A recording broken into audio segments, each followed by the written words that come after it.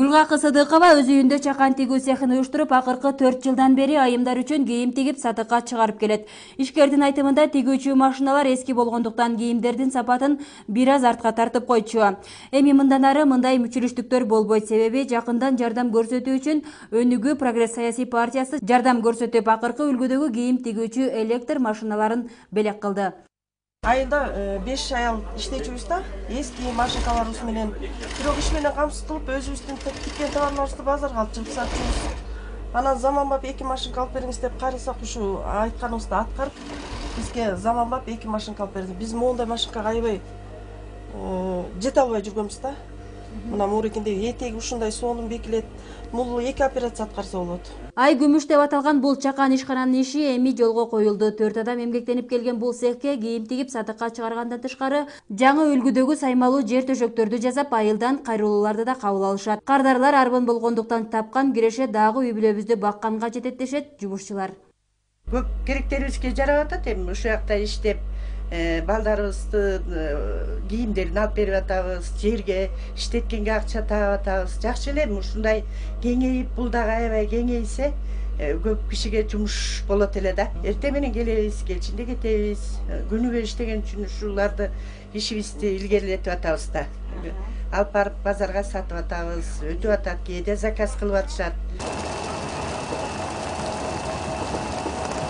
Ал эми Ат Башы районунун Терек суу айылындагы бул жүн тытуучу чакан ишканада Өнүгүү Прогресс партиясынын жардамы менен ачылды.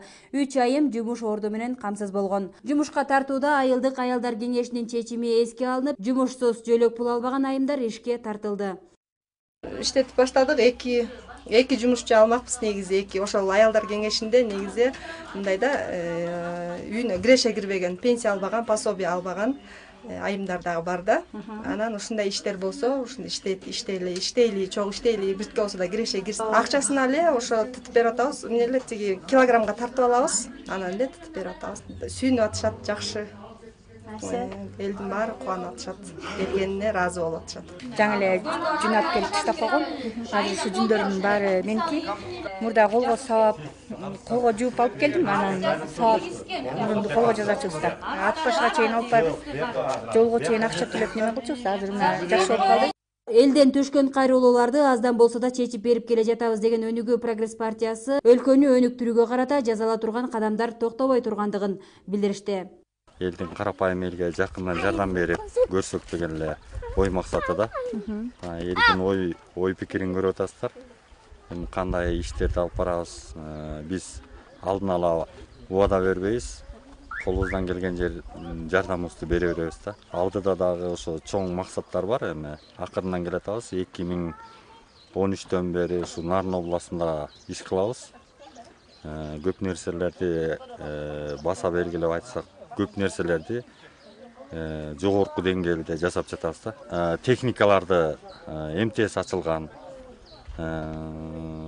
суу каналдарын тазалап берип атабыз, медицина жагынан жардам берип атабыз. Бизде 6 багыт менен иштейбиз. Нурзада Мукашева, Болот Шайлообеков, Ат Башы району.